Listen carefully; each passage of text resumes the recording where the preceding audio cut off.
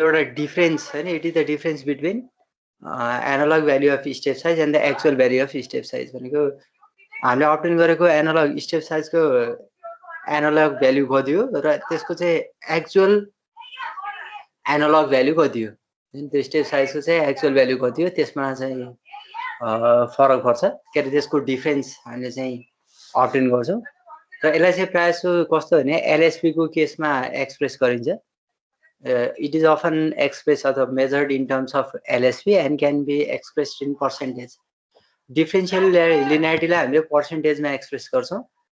This is expressed as BCX minus BS divided by BS. BCX minus BS divided by BS into 100%. अब BCX भनेको के हो त? Actual voltage change कति भयो त्यसलाई चाहिँ हामीले चाहिँ BCX ले represent गर्छौं। त्यसै गरी BS भनेको हाम्रो आइडियल भोल्टेज चेन्ज भयो।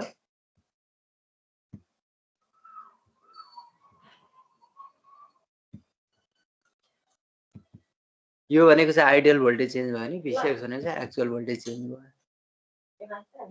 वहाँ आइसक्रिम किन्दिन होला मलाई वहाँ गेट लाएर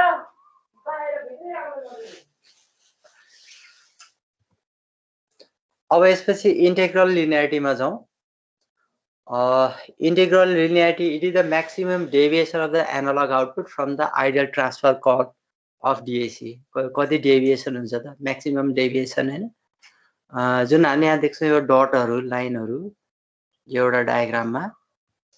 यो डट्सहरु यो सबै के हो भने अब्जर्भड हो। अब हामीले एउटा लाइन यसरी स्ट्रेट लाइन ड्रा गर्यौं भने यो चाहिँ के हुन्छ भन्दाखेरि आइडियल हुन्छ। तर इंटेग्रल लिनियरिटी भनेको भियो अब्जर्भ कति हामी अब्जर्भ गरिरहेको छौं र आइडियल के छ यी दुईटाको बीचको डिफरेन्सलाई इंटेग्रल लिनियरिटी भन्छ। त्यसमाथि अझ के हो भने मैक्सिमम डेभिएसन कति डेभिएसन भइरहेको छ त? The maximum deviation of analogue output from the ideal transfer curve, त्यो कर्वबाट कतिको डेभिएट भइरहेको छ त्यो कुरा चाहिँ इंटेग्रल इररले अथवा इंटेग्रल लिनियरिटी इररबाट थाहा हुन्छ। यसलाई पनि हामीले फर्दर क्लासिफाई गर्न सक्छौं। एउटा त एब्सोल्युट लिनियरिटी। एब्सोल्युट लिनियरिटीमा it is measured by assuming that the output of the DAC will begin at 0 भनेको हाम्रो पहिला सुरु 0 बाट सुरु हुन्छ and in at the ideal full scale voltage. अब आइडियल फुल स्केल भोल्टेज कति मानव 5 भोल्ट रहेछ भने 0 देखि 5 भोल्ट सम्म जान्छ। हामीले यसरी हेर्छौं कहाँबाट स्टार्ट हुने भन्दा 0 बाट स्टार्ट भएर अनि 5 सम्म जाने हो। 0 एरर वा यसलाई अफसेट एरर पनि भन्छौं। यो भनेको it is the difference between the actual output कति हो एन्ड 0 हैन, एक्चुअल आउटपुट र 0 को when input when the digital code for 0 input is applied भने हामीले इनपुट चाहिँ 0 दिइरहेको छौं त्यो बेलामा कति चाहिँ डेभिएसन भइरहेको छ। एक्चुअल आउटपुट र 0 को बीचको जुन डिफरेन्स हुन्छ त्यसलाई हामीले अफसेट एरर भन्छौं। 0 दिँदाखेरि त आउटपुट त 0 आउनु पर्ने, तर 0 नआइकिन सम फाइनाइट हाम्रो आउटपुट अब्टेन गर्यो भने त्यस्तो खालकोलाई 0 एरर भन्छ।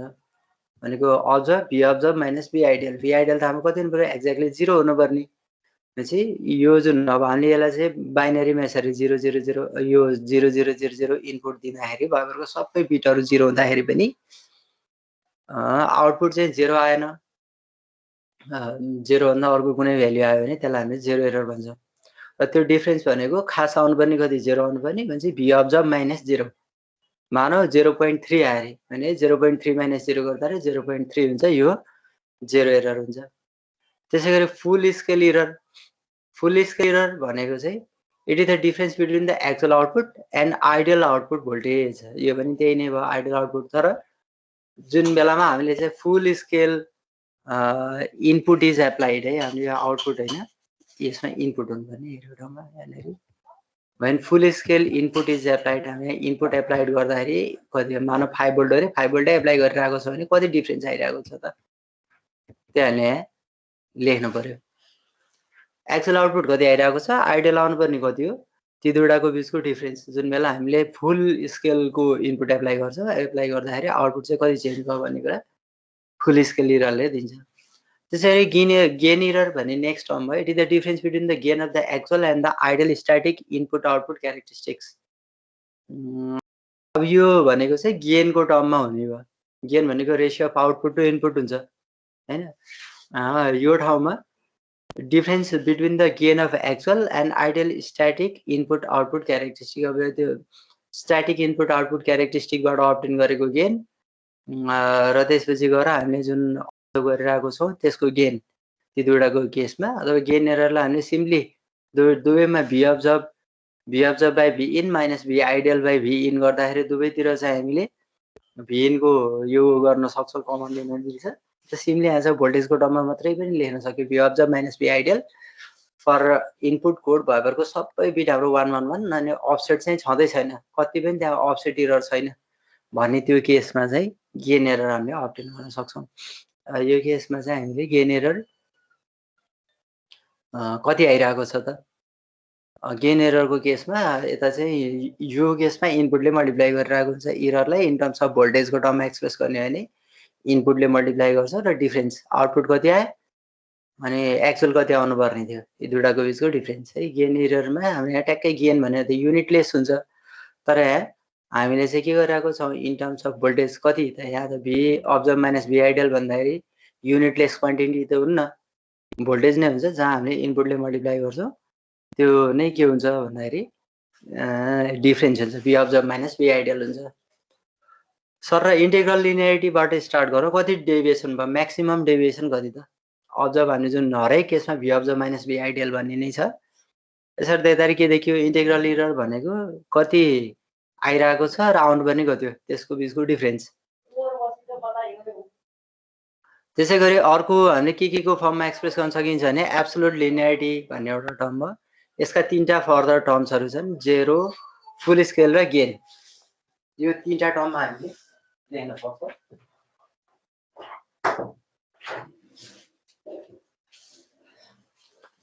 जेरो एरर भन्ने बित्तिकै अब हामी इनपुट दिएकै छैनौँ तै पनि आउटपुट आइरहेको छ, जसलाई चाहिँ अफसेट एरर भनिन्छ। इनपुट 0 दिँदा आउटपुट 0 आउनुपर्ने, तर इन्स्ट्रुमेन्ट एररको कारणले गर्दा विभिन्न कारणले गर्दाखेरि फाइनाइट आउटपुट अब्टेन गर्छौँ, जुन चाहिँ आउनुपर्ने 0 कति बढी आइरहेको छ त्यो डिफरेन्सबाट हामीले जेरो एरर अब्टेन गर्न सक्छौँ। त्यसैगरी फुल स्केल एरर भनेको हामीले इनपुट भएरको फुल स्केल इनपुट एप्लाई गर्दाखेरि आउटपुट चाहिँ कति आइरहेको छ त, आउनुपर्ने कति हो र आइरहेको कति छ त्यसको डिफरेन्सलाई फुल स्केल एरर भन्छ। गेन एरर भनेको यो केसमा पनि भी अब्जर्भ माइनस भी आइडियल हुन्छ, तर हामीले यो बेला चाहिँ अफसेटलाई रिमुभ गर्छौँ, भनेको अफसेट जुन एरर छ त्यो एररलाई हटाएर त्यसपछि अनि यो रिडिङहरू लिन्छौँ। रिडिङ लिँदाखेरि भी अब्जर्भ माइनस भी आइडियल भन्ने हामीले यसरी गेन एरर देख्न सक्छौँ। यो भयो एब्सोल्युट लिनियरिटीका लागि। सेकेन्डमा छ बेस्ड स्ट्रेट लाइन लिनियरिटी। अब यहाँ dot shows the observe value and straight line drawn in the best straight line drawn is the best straight line made from the various के अरे from the observe values in, होइन एउटामा is है, एउटामा हामी is लेख्नु पर्यो। straight line drawn is the best straight line made from the observed values. अब यो observed values मा हामीले देख्छौँ, the deviation of these observed values from the line is the best straight line linearity. जुन हामी यो भयो भने अब एउटामा हामीले के गर्यो, यसरी बेस्ट स्ट्रेट लाइन भनेको सबै लाइनबाट पास नहुने गरी जनरल ट्रेन्डलाई रिप्रेजेन्ट गर्नलाई एउटा स्ट्रेट लाइन ड्र गर्यो भने यो यसलाई चाहिँ हामीले के भन्छ भने बेस्ट स्ट्रेट लाइन लिनियरिटी भन्ने भनिन्छ। The deviation of these observed values from the line is the best straight line linearity error. अब कति भयो प्रत्येकको हामीले चाहिँ यहाँ चाहिँ जोड्दै जानु पर्यो, सम गर्नु पर्यो, यसको बिचको कति डिफरेन्स, प्रत्येक यसको डिफरेन्स हरेकको डिफरेन्स हामीले सम अप गर्छ र सम अप गरिसकेपछि जति आउँछ त्यो आएको नै के हुन्छ भने best straight line linearity error भन्ने भन्छ। नेक्स्टमा छ हाम्रो end point linearity. End point linearity भनेको it uses a straight line through actual endpoints instead of ideal points. अब यसले चाहिँ के गर्दैछ भन्दा एक्चुअल endpointबाट दुईटा पोइन्ट्सहरू लिन्छ। In endpoint linearity 0 and full scale does not exist. अब हामीले 0 भन्ने पनि लिँदैनौँ, फुल स्केल भ्याल्यु पनि लिँदैनौँ। यो केसमा चाहिँ 0 र फुल स्केलको बिचको भ्याल्युजहरू बल्ल हाम्रो इनपुटको रूपमा युज हुन्छ। आइडियल पोइन्ट्सहरू भन्दा पनि यसले चाहिँ दुईटा फर्स्ट पोइन्ट र त्यसपछि गएर लास्ट पोइन्टलाई जोड्ने भयो। जस्तो मानौ फर्स्ट पोइन्ट यो भयो, लास्ट पोइन्ट यो भयो भने दुईटालाई जोड्ने भयो र बिचमा जे चिजहरू आउँछ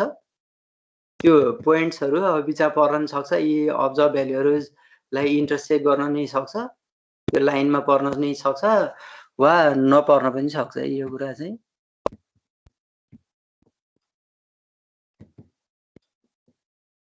हो यो दुईटा पोइन्टहरु हामीले जोड्यौं, फर्स्ट पोइन्ट र एन्ड पोइन्टहरु हैन। अनि स्टार्टिङ पोइन्ट एन्ड पोइन्ट दुईटालाई जोड्छौं। जोडिसकेपछि अनि एउटा स्ट्रेट लाइन बन्छ। स्ट्रेट लाइनमा कतिपय पोइन्ट्सहरु यसैमा यही लाइनमा अलाइन हुन नै सक्छ, कतिपय अलाइन नहुन पनि सक्छ हैन। त्यही भएर अब यो हालको केसमा हाम्रो 0 इनपुट दिने अथवा त्यसै गरी फुल स्केल इनपुट दिने भन्ने केस चाहिँ इन पोइन्ट लिनियरिटीमा एक्जिस्ट गर्दैन। यो कुरा पनि बुझ्नु पर्यो। बेस स्ट्रेट लाइनको केसमा फेरि हामीले फर्स्ट पोइन्ट र लास्ट पोइन्टलाई जोड्दैनौँ। त्यो केसमा हामीले के गर्छौँ, सबैभन्दा बेस्ट फिट कुन हुन्छ, इन्टरपोलेसनको कुरा आउँछ, सरी कर्भ फिटिङको कुरा आउँछ। यो के अरे हामीले चाहिँ लाइनहरू भएरको सबैलाई पास गर्छौँ भन्ने छैन। इन्टरपोलेसनको केसमा भएरको सबै लाइन जोडिन्छ भने यो केसमा चाहिँ त्यस्तो हुँदैन। यो ठाउँमा के हुने भयो भन्दा कर्भ फिटिङ एउटा फङ्सन हुन्छ। कर्भ फिटिङमा टेबल हामीलाई यी विभिन्न भ्यालुहरू दिएको छ भने एउटा म्याथमेटिकल फङ्सन हामीले फाइन्ड आउट गर्छौँ र त्यसैले एउटा लाइन ड्र गर्ने काम गर्छ। त्यो बेस्ट फिट गर्ने काम कर्भ फिटिङ थ्रु हामीले अब्टेन गर्छौँ। अब कर्भ फिटिङ तिमीले न्युमेरिकल मेथड भन्ने सब्जेक्ट पढेको छौ भने त्यहाँ चाहिँ त पक्कै आइसकेको छ यो हैन, कसरी हामीले अब्टेन गर्ने, यो बेस्ट फिट कसरी गर्न सकिन्छ भन्ने केसमा पोलिनोमियलको कुराहरू आउन सक्छन्, लिस्ट स्क्वायर रिग्रेसनको कुरा छ हैन।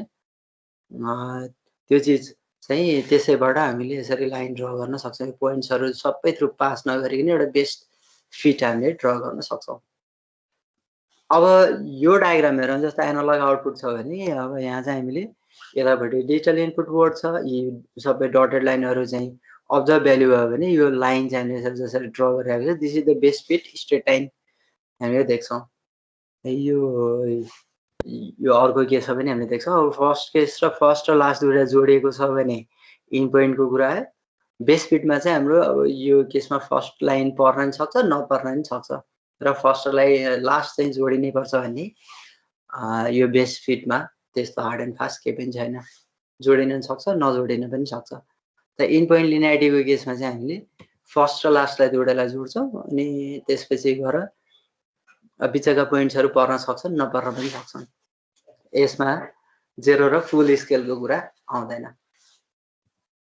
अब यसपछि नेक्स्टमा जाउँ, मोनोटोनसिटी भन्ने एउटा टर्मिनोलोजी छ। यसले के भने as the digital word of converter increases भनेको अब हाम्रो वर्ड बढ्दै बढ्दै गयो भने the analogue output of the converter should increase and there exist never decrease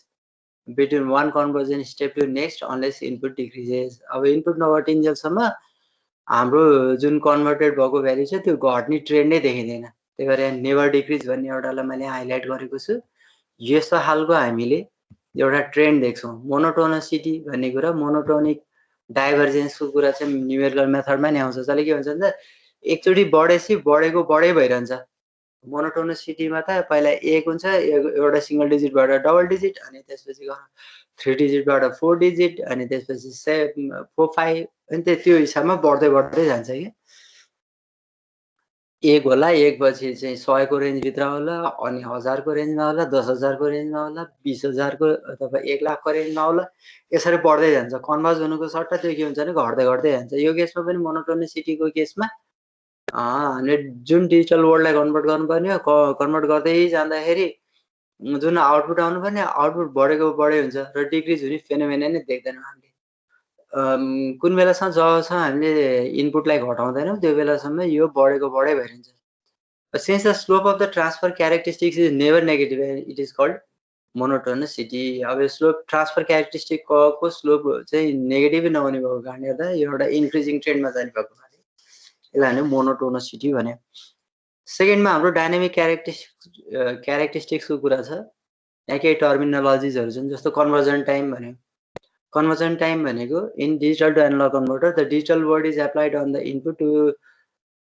the presence of analogue output voltage is called the conversion time or delay time. अब exactly conversion time भनेको हामीले input apply गरेर output इनफ conversion युएससी 9 जेलसम्मको जुन time हुन्छ त्यो टाइमलाई हामी चाहिँ के भन्छ कन्भर्जन टाइम भनेर भन्छौँ। वा कुनै पनि एउटा मेसिनलाई एनालग इनपुट दिएर करस्पोन्डिङ डिजिटल आउटपुट त्यसले जेनेरेट गरिन्जेलसम्मको जुन त्यो टाइम हुन्छ त्यो टाइमलाई हामीले चाहिँ कन्भर्जन टाइम भन्छौँ। कहिलेकाहीँ यसलाई डिले टाइम भन्छौँ। डिले टाइम भनेको त्यो मेसिनले कति टाइम चाहिँ लियो त प्रोसेस गर्नका लागि, कन्भर्ट गर्नका लागि कति टाइम लाग्यो, कति स्लो छ कति फास्ट छ भन्ने कुरा यही टाइम होइन। त्यसले कुनै पनि एउटा डिजिटल वर्ल्डलाई के अरे एउटा एनालग वर्ल्डलाई प्रोसेस गरेर डिजिटलमा कन्भर्ट गर्नका लागि एउटा पर्टिकुलर मेसिनले अथवा एउटा कन्भर्टरले कति टाइम लिन्छ त, त्यो भनेको कन्भर्जन टाइम भयो। यसलाई चाहिँ डिले टाइम अथवा कहिलेकाहीँ प्रोपेगेसन डिले पनि कुरा भनिन्छ। Conversion time, propagation delay, delay time जे भने पनि कुरा एउटै हुन्छ। त्यसै गरी सेटलिङ टाइम, सेटलिङ टाइम भनेको it is the time required for a digital to analogue converter to settle within half of LSP of its final value. अब एलएसपी हाम्रो 1 हुनुपर्ने, फाइनल भ्याल्यु एलएसपी हो भने त्यसको आधा आइपुग्नको लागि कति टाइम लाग्छ त, है त्यो एलएसपी को आधामा सेटल हुनलाई कति टाइम लाग्छ। जस्तो यो डायग्राममा हेर्दाखेरि सेटलिङ टाइम भने नि एकचोटि हामीले असिलेसन स्टार्ट गर्यो, यो केसमा यस्तो असिलेसन जस्तो भयो, यसरी भएर अब यो दुईटा लाइनले देखाइरहेको छ यो एउटा 1 एलएसपी हो भने यसको आधा जतिको टाइममा आइपुग्नलाई कति टाइम लाग्यो, टाइम रिक्वायर्ड। अब कहाँदेखि यो ठाउँदेखि त यहाँबाट मानौ यो ठ्याक्क 50% मा आइपुग्नलाई यति जति टाइममा भनेपछि यो ठाउँमा भनेको यो हाम्रो टाइम पिरियड यहाँसम्मको यो टाइम पिरियडलाई हामीले सेटिङ टाइम भन्यो है। सेटिङ टाइम भनेपछि हाम्रो जुन आउटपुट छ फाइनल भ्याल्यु छ त्यो फाइनल भ्याल्यु 1 एलएसपी होइन कि त्यसको हाफ अफ एलएसपीमा घट्दै घट्दै गएर एलएसपीको आधामा आइपुग्न असिलेसन यसरी सेटअप गरिसकेपछि त ड्याम्ड हुन्छ, असिलेसन बिस्तारै घट्दै जान्छ होइन। अब यदि असिलेसन बढ्दै गयो भने त्यो सिस्टम अनस्टेबल हुन्छ। System for a system to be stable the oscillation should damp out. Damp out भनेको यो घट्दै घट्दै घट्दै जानु पर्यो कि गर्दै गएर अनि एउटा स्टेबल भ्याल्युमा आइपुग्नु पर्यो। अब यसरी यो हाम्रो फाइनल भ्याल्यु चाहिँ आधा एलएसपी, मानौ एलएसपी को भ्याल्यु 0.25 छ अरे, 225 भोल्ट हो भने 0.125 भोल्ट सम्म आइपुग्नका लागि फाइनल भ्याल्यु चाहिँ त्यो त अझ धेरै टाइम टी इक्वल टु इन्फिनिटीमा त 0 मै जाला। तर हाम्रो एलएसपी को भ्याल्यु 0.25 छ फर एक्जाम्पल भने त्यसको आधा भनेको 0.125 अथवा मानौ यदि 0.5 हाम्रो एलएसपी को भ्याल्यु हो भने 0.25 आइपुग्नको लागि कति टाइम लाग्छ त। यहाँदेखि एकचोटि यो स्टार्ट भइसकेपछि यहाँबाट घट्दै घट्दै गएर यो टाइम हामीले यहाँ पनि हेर्नु पर्यो नि कति हो यसको भ्याल्यु आधा आइपुग्नको लागि कति टाइम लियो, यो टाइमलाई हामीले सेटलिङ टाइम भनेर भन्छौँ। यो सेटलिङ टाइमले के गर्दो रहेछ भन्दाखेरि के इन्डिकेट गर्दो रहेछ भन्दाखेरि बिस्तारै घट्दै गएर एलएसपी को आधा यति टाइममा आइपुग्छ भन्ने कुरा देखियो। अथवा हाम्रो यहाँ चाहिँ हामीले यसरी कन्भर्ट गरिसकेपछि अब बिस्तारै हाम्रो सिस्टम स्टेबल हुँदैछ। एकचोटि असिलेसन सेटअप गरिसकेपछि म्याक्सिमम भ्याल्युबाट बिस्तारै घट्दै घट्दै गएर 0 मा पुग्छ। तर हामीलाई 0 सम्म होइन, एलएसपी को आधासम्म मात्रै रिड गर्नु छ भने त्यो आधासम्म रिड गर्नको लागि जति टाइम लाग्छ त्यो ठाउँमा हाम्रो फाइनल भ्याल्यु आएर सेटल हुनका लागि जति टाइम लाग्छ त्यसैलाई हामीले सेटलिङ टाइम भनेर भन्छौँ। यो डाइनामिक क्यारेक्टरिस्टिक्सको लागि एउटा कन्भर्जन टाइम भनेको कति टाइम लियो त, इनपुट लिएर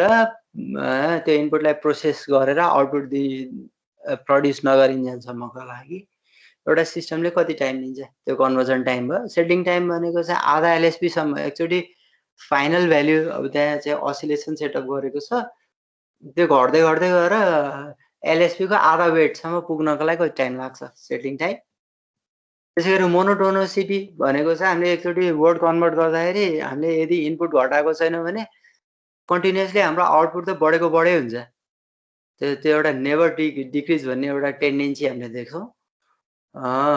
यो हालको एकरो बढिरहने जुन फेनोमेनन छ त्यसलाई हामीले मोनोटोनोसिटी भन्छौँ। यो ट्रान्सफर क्यारेक्टरिस्टिक कसलो कहिले पनि नेगेटिभ हुँदैन र यो नेगेटिभ नहुने जुन ट्रान्सफर क्यारेक्टरिस्टिक कर्भ छ यसलाई हामीले मोनोटोनोसिटी भनेर भन्छौँ।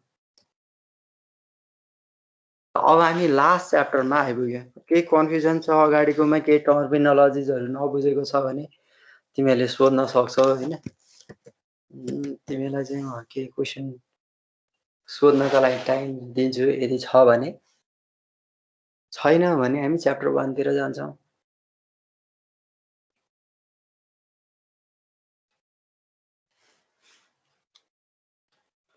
अपिल के क्वेशन छ?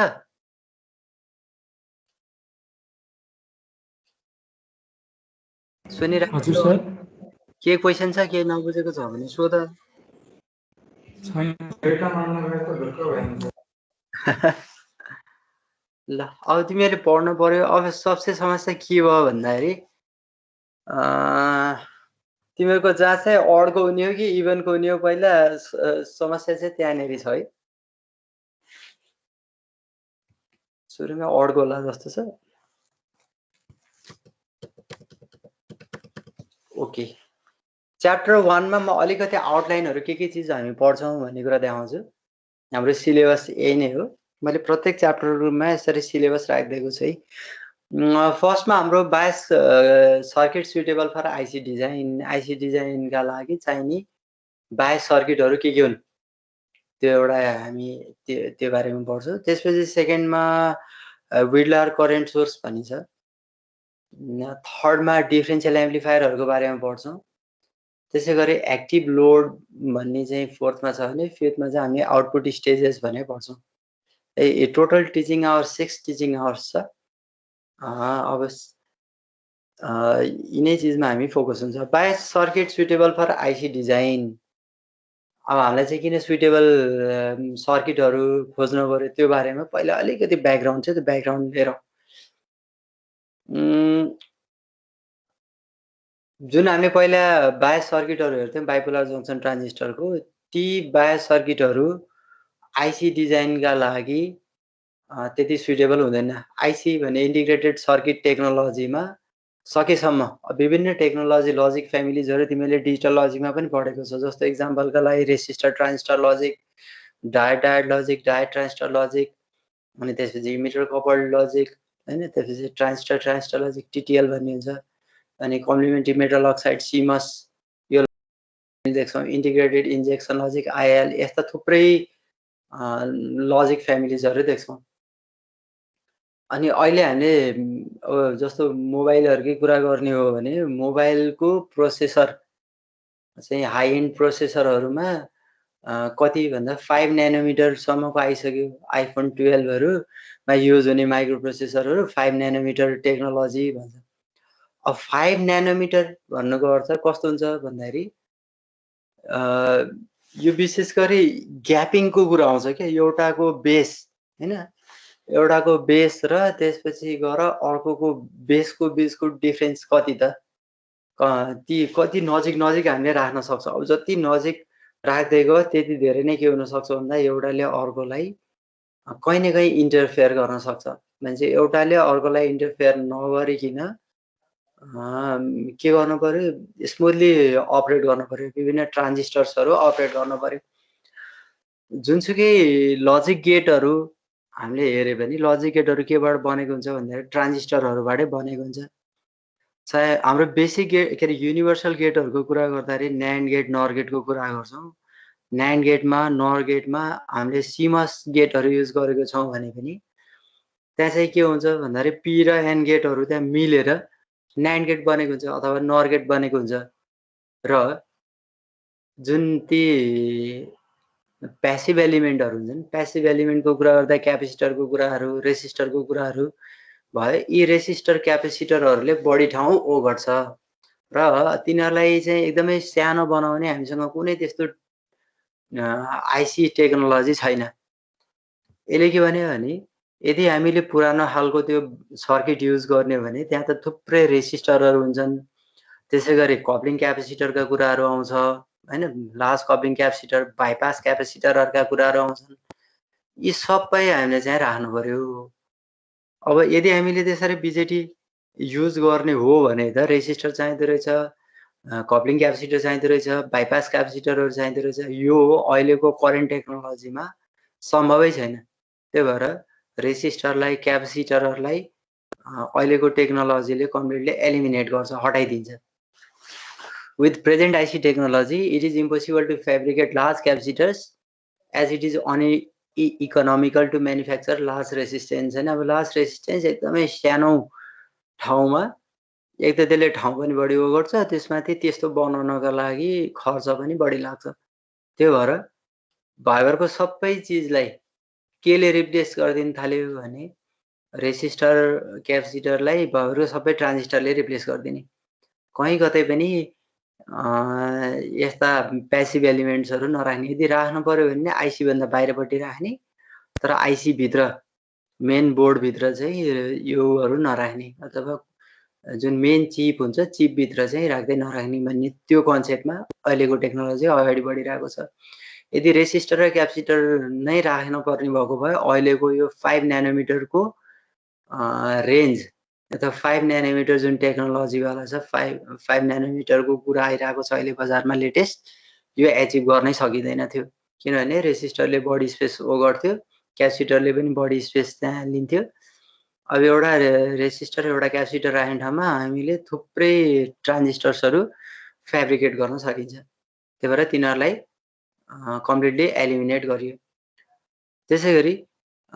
बायसिङ in IC design is based on use of constant current source. अब यो केसमा चाहिँ यदि हामीले बायसिङ सर्किट्सहरू युज गर्ने भने कन्स्ट्यान्ट करेन्ट सोर्सहरू युज गरिन्छ। त्यसमा चाहिँ थुप्रै हामीले एम्प्लिफायर स्टेजेसहरू युज गर्छौँ। त्यसै गरी एउटा constant DC current is generated at one location and is reproduced at various other location of biasing various amplifier stages. अब त्यहाँ थुप्रै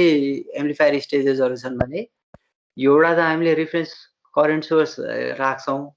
त्यसपछि त्यस्तै खालको अरू करेन्ट सोर्सेसहरू पनि हामीले अरू एम्प्लिफायरहरूलाई प्रोभाइड गर्नका लागि मिरर जेनेरेट गर्छौँ, करेन्ट मिरर भनिन्छ। ठ्याक्कै रिप्रोड्युस गरिन्छ क्या, त्यही करेन्ट नै आई रिफरेन्स करेन्ट नै के हुन्छ भने आई आउटपुटमा एपियर हुन्छ। त्यसरी यदि reference current is equal to the output current then the circuit that generate such type of current is called a constant current अथवा sorry is termed as a current mirror circuit. Current mirror circuit भन्छ हामीले। अनि एउटा reference current छ भने त्यो circuit यसरी use गर्छौँ जसले चाहिँ के गरोस् भन्दाखेरि आउटपुट करेन्ट पनि त्यही रिफरेन्स करेन्ट बराबरै जेनेरेट गरोस्। किन त्यस्तो गरिन्छ? किनभने हामीले रेसिस्टर क्यापेसिटरहरू युज गर्न पाइँदैन, युज गर्न नपाउने भएको हुनाले यो खालको करेन्ट मिरर सर्किटहरू युज गर्नु पर्यो। यसको एउटा फाइदा के छ भने bias current of various stage track each other in case of changes in power supply voltage or in temperature. अब यदि कहीँ कतै चेन्ज भयो भने पनि विभिन्न स्टेजका यी जुन करेन्ट सोर्सहरू छन् एकले अर्कालाई अथवा बायस करेन्टले नै एकले अर्कालाई के गरिरहेको हुन्छ भन्दा ट्र्याक गरिरहेको हुन्छ, चेक गरिरहेको हुन्छ। कहीँ कतै चेन्ज भइदियो भने चेन्ज भएकोलाई सजिलै कहाँनिर चेन्ज भयो त, अनि हामीले चाहिँ सजिलै करेक्सन गर्न सक्छौँ। यो ठाउँमा चेन्ज भएको रहेछ, के कारणले गर्दाखेरि चेन्ज भएको भन्ने कुरा हामीलाई फाइन्ड आउट गर्नलाई सजिलो हुन्छ। यो बायस करेन्टको कुरा भयो। यसमा हामीलाई चाहिँ किन चाहियो, किन हामीले बिजेटी युज गर्न सकेनौँ भन्दाखेरि डिस्क्रिट कम्पोनेन्टको बिजेटी युज गर्दाखेरि डिस्क्रिट कम्पोनेन्टको रेसिस्टर क्यापेसिटर राखेर अनि त्यसपछि गएर बिजेटी युज गरेर बायसिङ गर्न थाल्यो भने स्पेस बढी अकुपाई गर्छ। स्पेस बढी अकुपाई गर्नु भन्नुको अर्थ चिप एकदमै ठुल्ठुलो हुनु हो। अब अहिले चाहिँ हामीलाई सानो ओभरअल सिस्टम जेनेरेट गर्नु छ भने त्यस्तो ठाउँमा हामीले एरियालाई मिनिमाइज गर्न सकिएन भने, एरियालाई चाहिँ कट आउट गर्न सकिएन भने त्यो बेलामा सिस्टम एकदमै ठुलो बल्की बन्छ। बल्की बन्नु भन्नुको अर्थ पावर कन्जम्सन बढी हुन्छ, सबै हिसाबले खर्चिलो बन्छ। त्यो भएर त्यसलाई सानो बनाउनका लागि कमभन्दा कम एरियामा हामीले चाहिँ खोजेको सर्किट बनाउन सकियोस्। है यो अहिले हाम्रो मेन भनेको त यहाँ त बायस सर्किट बनाउने भन्ने कुरा छ। बायस सर्किटमा क्यापेसिटरहरू हटाइदिने, रेसिस्टरहरू पनि हटाइदिने, किनभने ती खर्चिला छन्, ठाउँ बढी ओगट्छ। त्यसपछि गएर हामीले जे कुरा चाहिँ कम स्पेसमा अकुपाई गर्न सक्थ्यौँ, कम खर्चमा गर्न सक्थ्यौँ, त्यसले चाहिँ खर्च पनि बढाउँछ। त्यही भएर त्यो चिज चाहिँ हटाइदिने। हटाइसकेपछि अब त्यसको त्यसो भए विकल्प के हो त भन्दा एउटा रिफरेन्स करेन्ट सोर्स राख्ने, त्यसपछि त्यही करेन्ट सोर्सलाई हरेक स्टेजेसमा विभिन्न एम्प्लिफायर स्टेजेसहरूमा हामी चाहिँ रिजेनेरेट गर्ने अथवा रिप्रोड्युस गर्ने, त्यो मेकानिजम युज गर्छौँ। अब डायोड कनेक्टेड ट्रान्जिस्टरमा यहाँ हेरौँ एउटा यो एनपिएन हो एनपिएन ट्याप अलिकति चित्र क्लियर छैन एनपिएन र यो पिएनबी भयो अब यतापट्टि हाम्रो आई करेन्ट आइरहेको छ कतातिर भने कलेक्टर साइडमा अनि यता बेसमा चाहिँ यदि हाम्रो 1/β+1 भन्ने एउटा फ्याक्टर हामीले देखिरहेको छ अथवा I/β+1 करेन्ट छ base current if base current is equal to I/β+1 then IC is equal to beta IB beta times IB IB को भ्यालु I/β+1 हो त्यही भएर sorry beta divided by β+1 into I हाम्रो यसमा आउने भयो because IC is equal to beta times IB हामीले देख्छौँ IB is equal to I/β+1 भएको हुनाले त्यो भ्यालु हामीले देख्यौँ अब यता पिएनबी को के छ भने यतापट्टि हाम्रो इमिटरतिर आई हामीले देखिरहेको छौँ भने यसको फ्याक्टर I/β+1 नै भयो कलेक्टर करेन्ट भनेको beta times IB where IB is equal to I/β+1 त्यही भएर बीटा इन्टु I/β+1 गर्दाखेरि बीटा/β+1 टाइम्स आई हामीले देख्यौँ अब यहाँ के गर्यो बेस र कलेक्टरलाई सर्ट गरिरहेको छौँ shorting the base and the collector of the BJT results in two terminal device अब दुईवटा मात्र टर्मिनल भयो यो दुईवटा टर्मिनल भन्ने बित्तिकै हामीले केसँग इक्विभ्यालेन्ट मान्न सक्छौँ भन्दाखेरि डायोडसँग इक्विभ्यालेन्ट मान्न सक्छौँ त्यही भएर डायोड कनेक्टेड भन्यो since having IV characteristics identical to IE VBE characteristics of BJT यसको क्यारेक्टरिस्टिक्स कस्तो छ हुनु पर्यो भन्दाखेरि emitter current versus base emitter voltage हैन यो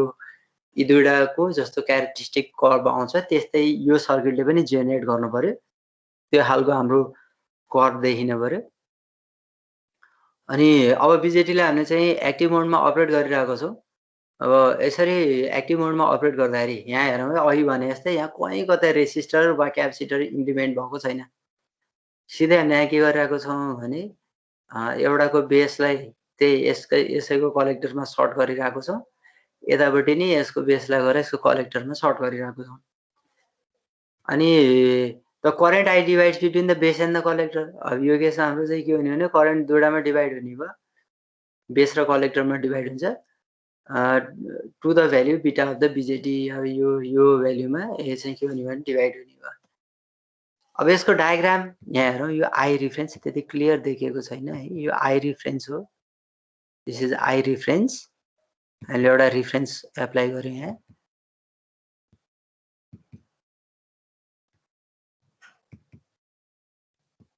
रिफरेन्स करेन्ट यहाँ भयो त्यसपछि VCC सप्लाई यहाँ दिइरहेको छ यतापट्टि आउटपुट करेन्ट आइरहेको छ अनि यतापट्टि आइसी करेन्ट यो केसमा आइसी करेन्ट भयो भने यतापट्टि बेसमा चाहिँ कति हुन्छ IC by beta because IB is equal to IC by IB is equal to beta भन्ने भएको हुनाले यहाँ आइसी बाई बीटा यहाँ देख्यौँ त्यसैगरी यतापट्टिको पार्टमा पनि अर्को ट्रान्जिस्टर Q2 लाई पनि कतिले प्रोभाइड हुने भयो आइसी बाई बीटा त्यसो भए यहाँ सप्लाई हुने कति भयो त 2 आइसी बाई बीटा यो हामीले यहाँ देख्छौँ 2 आइसी बाई बीटा यो हामीले यहाँ देखिन्छ 2 आइसी बाई बीटा हामीले यहाँ देख्यौँ 2 आइसी बाई बीटा त्यसैगरी अब यतापट्टि कति जोड्यो त IE इज इक्वल टु आइसी प्लस आइबी भनेपछि आइसी प्लस आइसी बाई बीटा कमन लिँदाखेरि आइसी 1 प्लस बीटा हामीले यहाँ यो देख्यौँ यो डायग्राम हेर्दाखेरि त्यति क्लियर जस्तो देखिएको छैन भए पनि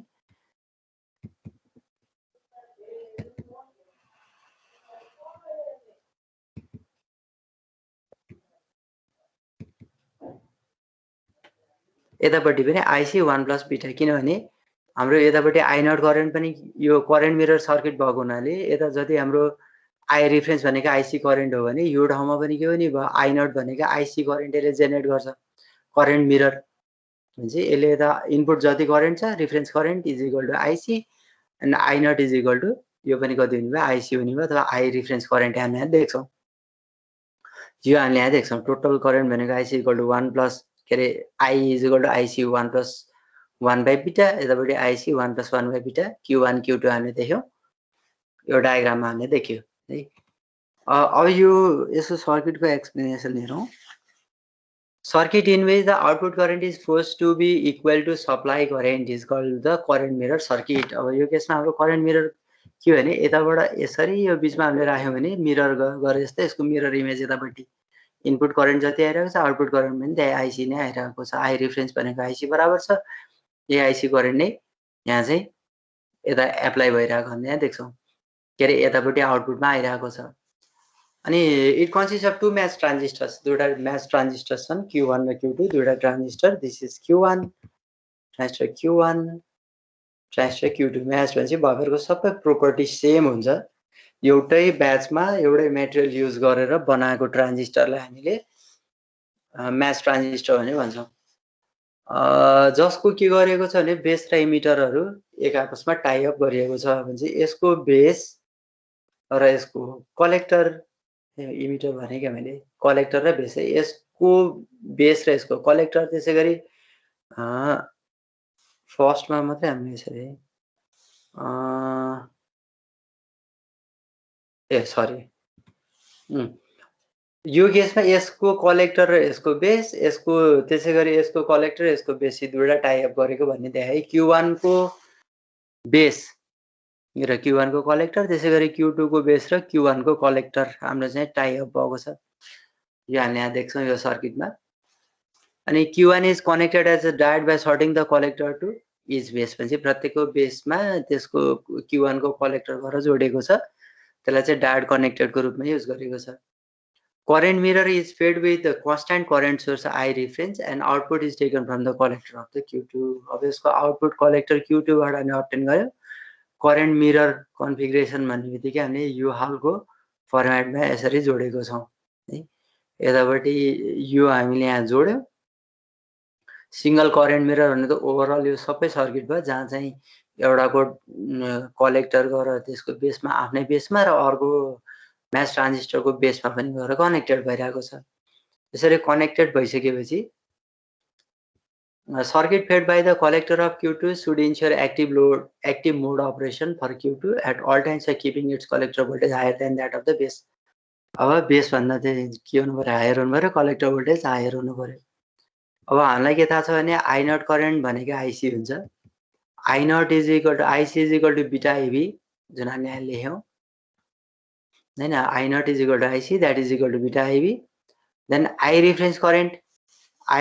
current is equal to IC plus अब यो पुरै जोडिनु पर्यो नि I reference भनेको त कति हुनु पर्यो IC plus 2IC by beta यो टोटल जोडिनु पर्यो यतापट्टि तल IC करेन्ट त्यहाँ डिभाइड भएको छ एउटा करेन्ट यतातिर आयो एउटा करेन्ट यता तलतिर आयो भनेपछि IC करेन्ट र प्लस 2IC by beta हामीले देख्यौं IC plus 2IC by beta यो जोड्दाखेरि IC कमन ल्याउँ 1 plus 2 by beta total current भनेको चाहिँ हाम्रो IC 1 plus 2 by beta हामीले यहाँ I रेफरेन्स को टर्ममा देख्यौं अब so the current gain of the mirror is current mirror भनेको करेन्ट गेन भनेको ratio of output to input output current भनेको I नट इनपुट करेन्ट भनेको I रेफरेन्स करेन्ट त्यही भएर output to ratio of output current to input current is the current gain I naught भनेको IC अनि I reference भनेको चाहिँ हाम्रो कति हो अहिले भर्खर हामीले calculate IC 1 plus 2 by beta अनि एउटामा IC क्यान्सल आउट भयो यो र यो देन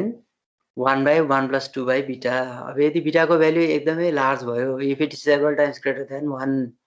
देन यदि यस्तो केस छ भने 1 plus 2 by beta को भ्यालु त कति हुन्छ बीटा एकदमै लार्ज भइसकेपछि 2 डिवाइडेड बाइ लार्ज भ्यालु भनेको एकदमै सानो भ्यालु आउने भयो त्यो 1 सँग एकदमै सानो भ्यालु जोडिँदा नियरली 1 हुन्छ देयरफोर 1 by नियरली 1 गर्दा 1 नै छ हामीले कम्पेयर गर्न सक्छौं therefore I naught divided by I reference is equal to 1 यो टर्ममा हामीले यहाँ देख्यौं यो दुईटै भ्यालु माथि पनि 1 छ तल पनि लगभग 1 सँग इक्वल छ त्यो भएको हुनाले यसको जुन रेशियो छ रेशियो हाम्रो 1 हुन्छ त्यसैगरी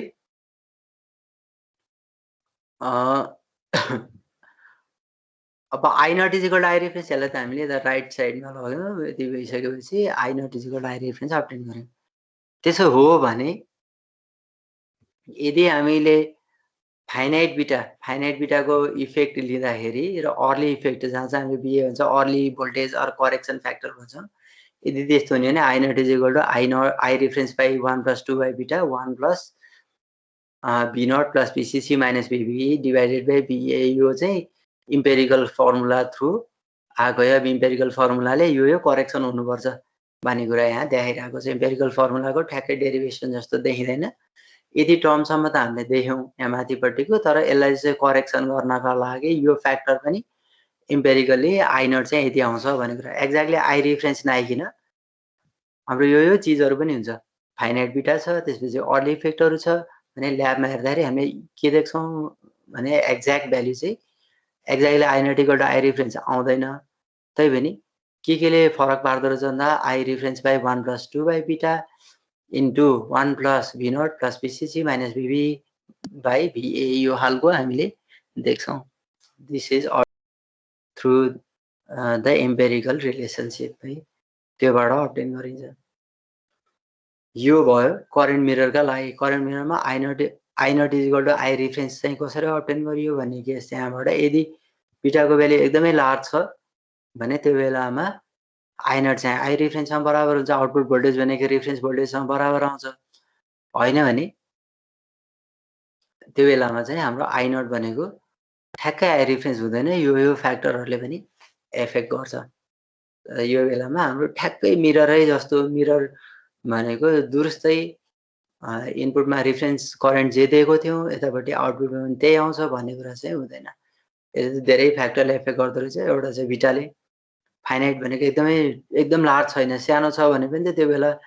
if beta is not several times greater than 1 सानो भ्याल्यु बिटाको भ्याल्यु सानो रहेछ भने त्यसै गरी अर्ली भोल्टेज वा करेक्सन फ्याक्टर रहेछ भने त्यो बेलामा यी चिजहरू सबैलाई कन्सिडर गर्नुपर्ने हुन्छ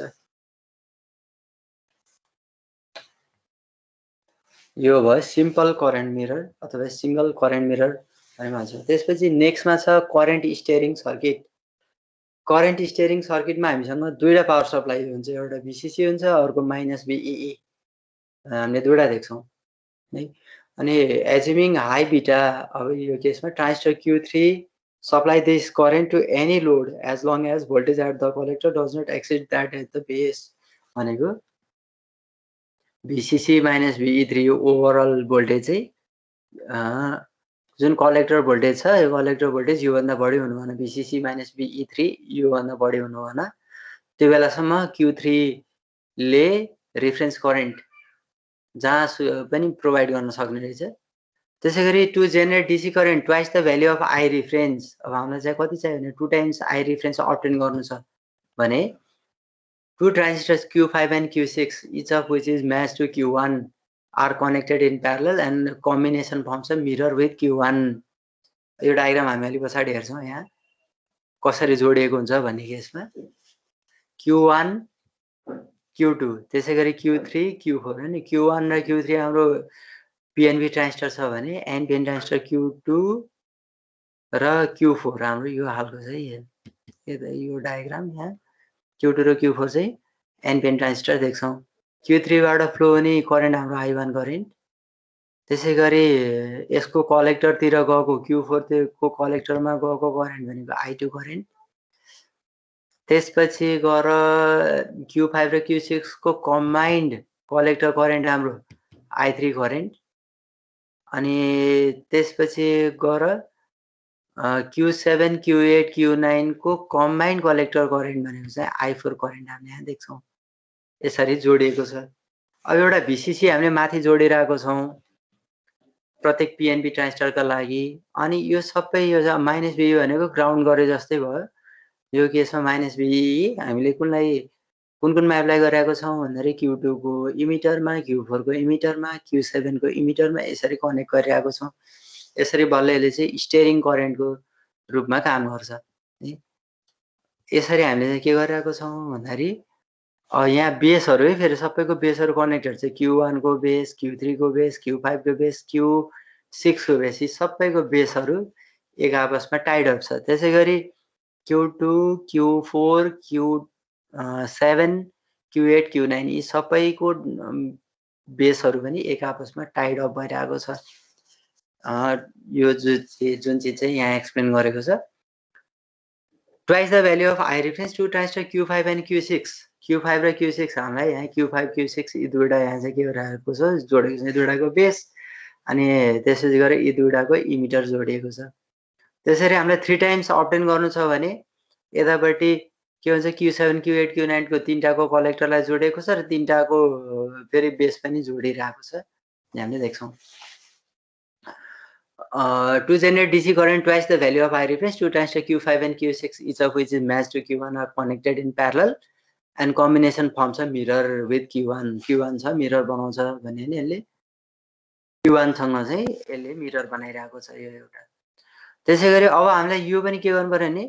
यो सबै म्याच हो Q5 र Q6 म्याच्ड हुनु पर्यो अब यदि हामीलाई 3 टाइम्स जेनेरेट गर्नु छ भने कलेक्टरबाटै हामीले अब्टेन गर्छौं र यो ठाउँमा हामीले के गर्नु पर्यो Q7 Q8 Q9 यो तीनटैलाई चाहिँ यी तीनटाको कलेक्टर जोड्नु पर्यो र बेसहरु पनि टाइड अप गर्नु पर्यो टाइड अप गरिसकेपछि यो फेरि के हुन्छ भन्दाखेरि Q2 सँग 3 times Q2 Q8 and Q9 each of which is matched to Q2 यहाँ Q2 हैन Q7 है this is not Q2 this is Q7 Q7 Q8 and Q9 each of which is matched with Q2 are connected in parallel and the combination placed in a mirror configuration with Q2 so यो पनि हामीले चाहिँ के गरिरहेको छौं Q2 सँग mirror configuration मा राख्यौं त्यसैगरी यी दुईटालाई पनि हामीले के गर्यौं दुईटा Q5 र Q6 म्याच ट्रान्जिस्टर हो Q1 सँग र यसलाई पनि mirror configuration मा राख्यौं यहाँबाट हामीले 2 IRF अब्टेन गर्छौं भने यसको कलेक्टरबाट चाहिँ सरी यो तलबाटै यहाँ 2 IRF यहाँबाट अब्टेन गर्छौं भने यसको कलेक्टरबाट हामीले चाहिँ कति अब्टेन गर्छ 3 IRF अब्टेन गर्छौं यो हिसाबमा जोडेको हुन्छ अब इम्प्रुभ करेन्ट सोर्स सर्किट हामीले अब यसलाई चाहिँ गर्नु पर्यो नि के गरि त अब यसको खासै त्यति डेरिभेसन छैन यो डायग्राम चाहिँ बनाउँछ अनि केसमा वे करेन्ट मिरर सर्किट जस्तै यो केसमा दुईटाको कलेक्टर यसको इमिटर टाइड अप कलेक्टर पनि टाइड अप बेसहरु के भइरहेको छ Q1 सँग र जोडेको छ त्यसैगरी 3 टाइम्स हामीले अब्टेन गर्नु पर्यो नि स्टेरिङ सर्किटको काम भनेको चाहिँ हामी कुनै एक ठाउँमा रेफरेन्स करेन्ट राखिरहेको हुन्छौं र त्यसलाई रिजेनेरेट गरेर अरु ठाउँमा 2 टाइम्स 3 टाइम्स जति चाहिन्छ त्यही अनुसारको सर्किट बनाएर ट्रान्सफर गर्न सकिन्छ यो Q2 सँग पनि हामीले चाहिँ के गरिरहेको छ भने यो ठाउँमा चाहिँ यसलाई अपरेट गर्नका लागि 3 टाइम्स बनाउनु पर्यो नि तीनटा जोड्नु पर्यो Q7 Q8 Q9 match transistor हुनु पर्यो Q2 सँग र त्यसपछि गएर अनि अगाडिको जस्तै कन्फिगरेसनमा यसलाई चाहिँ अपरेट गरेर I3 3 times I reference obtain गर्न सकिन्छ अब 2 performance parameters of BJT current source needs improvement अब दुईटा चाहिँ केमा इम्प्रुभमेन्ट हुनुपर्छ नि dependence of I0 on beta output केमा डिपेन्ड हुँदो रहेछ भन्दाखेरि आउटपुट करेन्ट I0 चाहिँ बीटामा डिपेन्ड हुन्छ which results in the error of mirror current gain introduced by finite beta त्यो कारणले गर्दा नि यदि बीटा फाइनाइट छ भने त्यो बेलामा एक्ज्याक्टली I0 आउँदैन अघि मैले भने जस्तै त्यो फर्मुलामा डिपेन्ड हुन्छ त्यो ठाउँमा हाम्रो कति थियो भन्दाखेरि I0 equal to I reference by 1 plus 2 by beta into BCC कस्तो खालको थियो BCC plus BBE 1 plus P0 plus BCC minus PBE divided by BA यो हालको फर्मुला यत्रो चीज हुन्छ फाइनाइट इफेक्ट बीटाको कारणले गर्दा त्यस्तो खालको अब्टेन हुन्छ त्यो हामीले देख्यौं output resistance of current source which is found to be equal to BJT is R0 अब यो केसमा पनि BJT को जुन आउटपुट रेजिस्टेन्स हुन्छ R0 फाइनाइट आउटपुट रेजिस्टेन्स देख्यो भने त्यसले पनि हाम्रो करेन्ट ठ्याक्कै I0 अब्टेन हुनलाई प्रिभेन्ट गर्छ त्यो भएर अब हामीले यहाँ के गर्नु पर्यो इम्प्रुभमेन्ट गर्नु पर्यो improve current source circuit includes transistor Q3 whose emitter supplies base current of Q1 and Q2 Q3 ले Q1 र Q2 को base current provide गर्नु पर्यो त्यसैगरी sum of base current is then divided by beta plus 1 भर्खरको sub base current लाई चाहिँ beta plus 1 ले divide गर्नु पर्यो in such resulting in much smaller error current that has to be supplied by I reference अब यदि हामीले beta plus 1 ले divide गर्यो भने त्यो बेलामा एरर चाहिँ सानो आउँछ किन बीटा प्लस 1 ले डिवाइड गर्ने भन्दाखेरि सकेसम्म एरर सानो आओस् भनेर हैन त्यसैगरी अर्को केसमा चाहिँ एजम्पसन हामीले चाहिँ के मान्नु पर्यो नि Q1 and Q2 are matched and thus have equal collector currents I see Q1 Q2 matched property same हुन्छ भने चाहिँ कलेक्टर करेन्ट पनि बराबर आउँछ यो हालको हामीले देख्छौँ अहिलेको केसमा सिधै हामीले जोडेको थियौँ यहाँबाट सिधै ल्याएर जोडेको थियौँ भने एउटा ट्रान्जिस्टर Q3 यहाँ इन्भल्भ गर्यो हामीले त्यो ट्रान्जिस्टर Q3 इन्भल्भ गरिसकेपछि अब यहाँबाट हामी के देख्छौँ भन्दाखेरि I reference equal to IC 1 + 2 by beta 2 by beta into beta plus 1 यो हामीले देख्छौँ यो ठाउँमा हेरौँ यो IC भयो यतापट्टि चाहिँ कति भयो भन्दाखेरि यसको बेस करेन्ट भनेको त I by अब अघि टोटल हाम्रो 2I by beta into beta plus 1 थियो भने यो ठाउँमा हाम्रो 2IC by बीटा हामीले यहाँ देख्यौँ यो ठाउँमा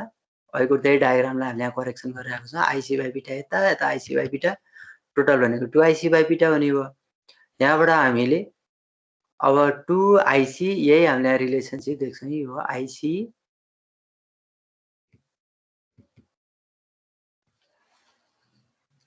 बाई बीटा बीटा प्लस 1 हामीले त्यहाँ देख्ने हो त्यो रिलेसनसिप यो 2IC by beta into beta plus 1 हामीले चाहिँ कहाँ देखिरहेको छौँ भन्दाखेरि यो माथिपट्टिकोमा देखिरहेको छौँ सरी यो ठाउँमा हामीले यो साइडमा जुन एरोले देखिरहेको छ यो ठाउँमा देख्यौँ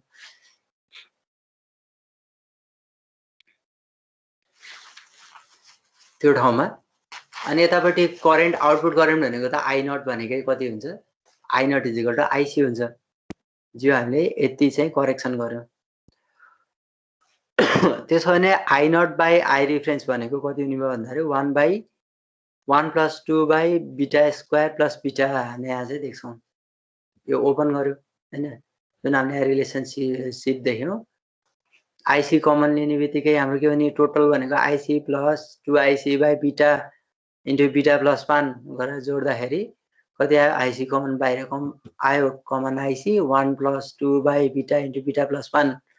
अब यसरी हेर्दाखेरि 1 by 1 + 2 by beta square plus beta यो ठाउँमा अब हाम्रो के हुन्छ भने 1 + 2 by बीटा स्क्वायर अब ओभरअल यो बीटा एकदमै सानो हुने भयो as compare to beta square हैन त्यही भएर यो ठाउँमा हामीले चाहिँ बीटा स्क्वायर मानौँ बीटाको भ्यालु 10 भयो भने बीटा स्क्वायर 100 भयो अथवा यो चाहिँ हाम्रो 100 भयो भने यो चाहिँ के हुन्छ 100 स्क्वायर भनेको 10000 हुन्छ हैन यसरी हामीले 10000 मा 100 जोडिँदाखेरि 10100 एकदमै सानो हुन्छ कम्पेयर टु बीटा स्क्वायर जति भ्यालु बढ्दै जति लार्ज हुँदै जान्छ यो बीटा सानो हुन्छ त्यही भएर nearly equal to 1 by 1 + 2 by beta square भनियो which was that the error due to finite beta has been reduced from 2 by beta to 2 by beta square अब यसले चाहिँ के गर्थ्यो भने अब अघि 2 by beta थियो भने 2 by beta square बीटाको भ्यालु जति भयो नि यसको स्क्वायर हुने बित्तिकै ओभरअल यो टर्म एकदमै सानो हुन्छ यसरी एउटा हामीले ट्रान्जिस्टर यहाँ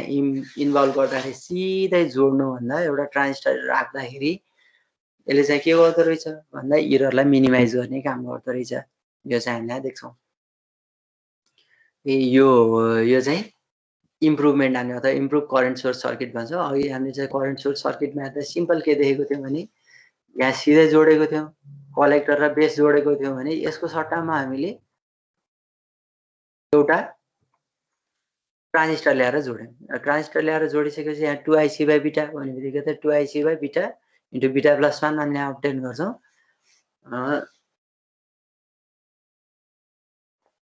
अनि बीटा भनेको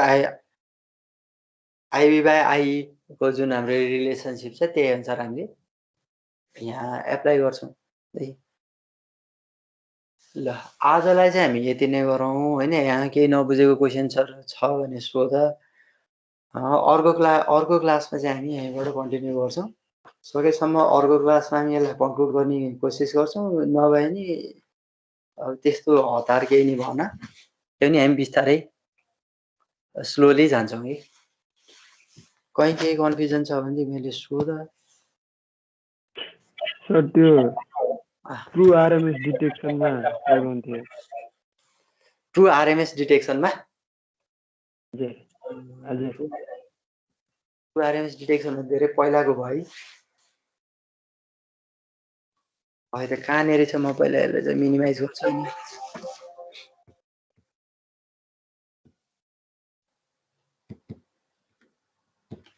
त्यो भनेको एप्लिकेसन अफ लग एन्टी लग होइन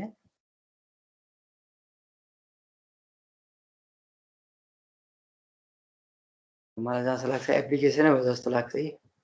ट्रु आरएमएस डिटेक्सन भन्ने यसमा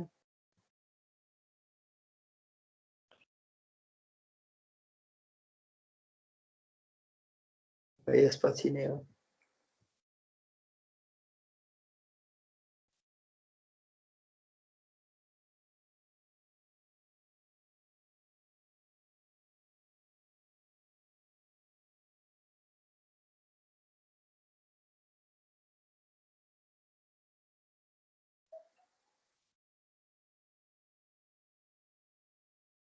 यसमा हैन त्यहाँ high frequency term is eliminated भनेर देख्दै ए ल अब म यसलाई फेरि एक्सप्लेन गर्छु है त हामीले इनपुट एप्लाई गर्यो भिएम साइन ओमेगा टी भनेर एप्लाई गर्यो हैन अनि अब यो ठाउँमा मल्टिप्लायर भइसकेपछि त यसको स्क्वायर हुने भयो VM square sine square omega T हुने भयो यो ठाउँमा अनि यसलाई चाहिँ ओपन गर्दाखेरि 2 साइन स्क्वायर ओमेगा टी हुँदाखेरि 1 माइनस कस 2 ओमेगा टी हुने भयो भिएम स्क्वायर बाई 2 भयो VM square by 2 minus VM square by 2 cos 2 omega T यो टर्म हामीले देख्यौँ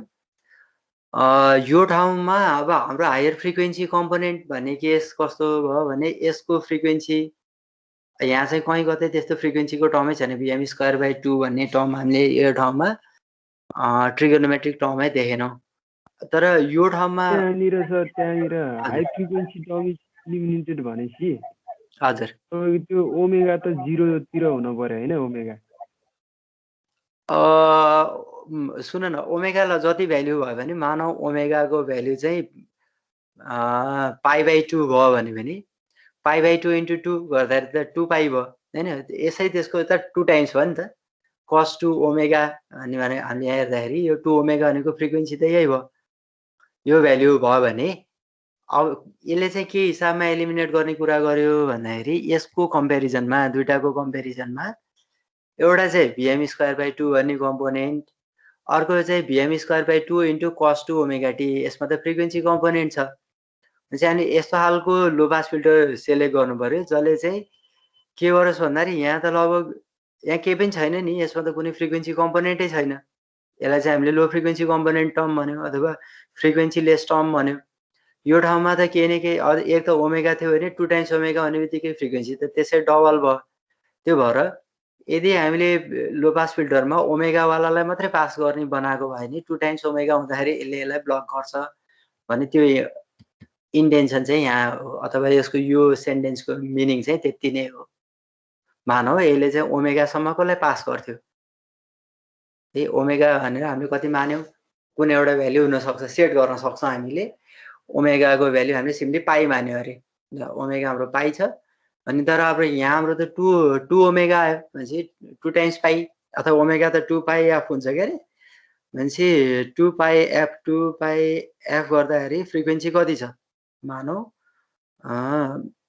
अझ यो केसमा सिम्पली एफ वान मात्रै छ भनौँ न यो एफ मात्रै छ यो एफ छ अब हाम्रो यहाँ चाहिँ कति हुने भयो भन्दा 4 पाई एफ जस्तो आउने भयो 2 पाई एफ हुँदाखेरि फ्रिक्वेन्सी एफ हाम्रो एउटा सर्टेन भ्याल्यु एफसम्मलाई मात्रै पास हुने बनाएको थियौँ हामीले तर यो ठाउँमा त हाम्रो कति आउने भयो भने 2 टाइम्स एफ जस्तो अथवा यदि हामीले ओमेगाकै फर्ममा यसरी हेरिरहेको छौँ भने पनि ओमेगा नै हेरिरहेको छौँ भने पनि यो ठाउँमा 2 टाइम्स ओमेगा हुने भयो त्यही भएर यो फ्रिक्वेन्सी चाहिँ हायर फ्रिक्वेन्सी कम्पोनेन्ट भयो भनेर यहाँ एक्सप्लेन गरे हो यो ठाउँमा कुनै फ्रिक्वेन्सी त्यस्तो के कुनै टर्म छैन यो इन्डिपेन्डेन्ट भएको हुनाले यसलाई पास गर्न दिने भयो भिएम स्क्वायर बाई 2 लाई पास हुन दिन्छ भने यसले चाहिँ भिएम स्क्वायर बाई 2 इन्टु कस 2 ओमेगा टी भन्ने यो टर्मलाई चाहिँ यसले ब्लक गर्छ